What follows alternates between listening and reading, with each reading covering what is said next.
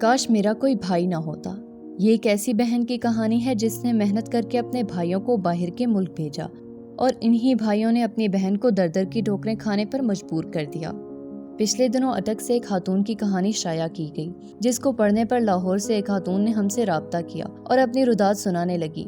کہنے لگی، سر میرے والد PIA کے ریٹائرڈ افسر تھے، میں ابا جان کی اکلوتی بیٹی تھی، ہم 3 بھائی بہن ہیں۔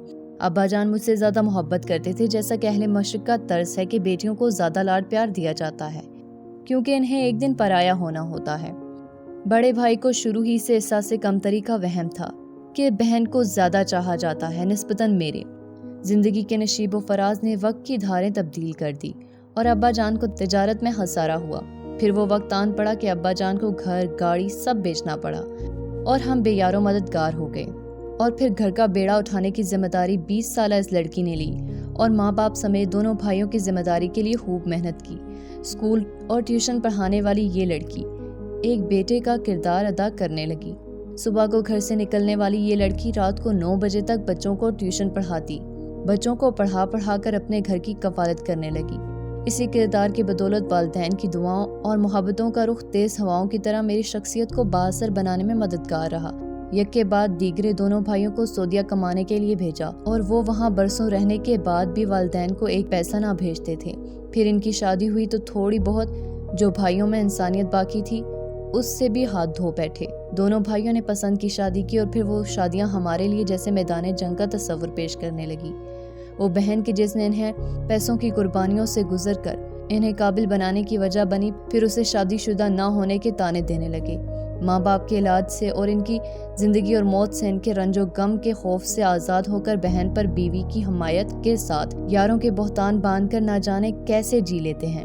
محترمہ کی گفتگو سن کر دل رنجیدہ ہوا۔ میں کہنے لگا، بس کیجئے محترمہ، ہم لکھاری ہیں، اب دل میں آپ کے درد سہے کی کوئی گنجائش باقی نہیں ہے۔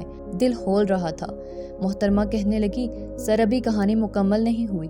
بلاخر میں نے ایک گہری سانس لی، آنکھوں میں ڈبڈباتے آنسوؤں کو اپنی گرفت میں کرتے ہوئے کہا، جی کہیں۔ تو محترمہ کہنے لگی، سر میں نے ابا جان کی موت کے بعد اپنی کمائی سے گھر خریدا۔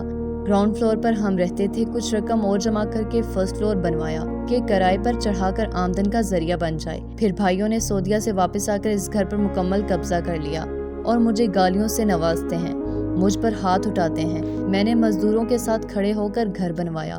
مجھے کماتے ہوئے 21 سال گزر گئے۔ آج تک میری والدہ میری ذمہ داری ہیں۔ بدقسمتی سے میری شادی بہت تاخیر سے ہوئی اور ہم سفر بھی انسان صرف نہ ملا۔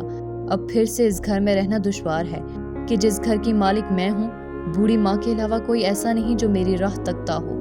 ہاں، مگر گالیاں دینے کے باوجود بھی وہ مجھ سے میرے ہی گھر میں رہنے کا کرایہ وصول کرتے ہیں۔ بہن کی رداد سن کر مجھے رات بھر نیند نہ آ سکی، دل سسکیاں مارتا رہا۔ تو میرے ضمیر نے مجھ سے مخاطب ہو کر کہا، تو سن کر اتنا پریشان ہے، جس پر گزری ہے وہ کس کرب سے گزرا ہوگا۔ آؤ مل کر لوگوں کی تربیت کریں کہ وہ اپنے رشتوں کو، اپنوں کو اور پرایوں کو، سبھی کو اپنی ذات سے تحفظ بخشیں۔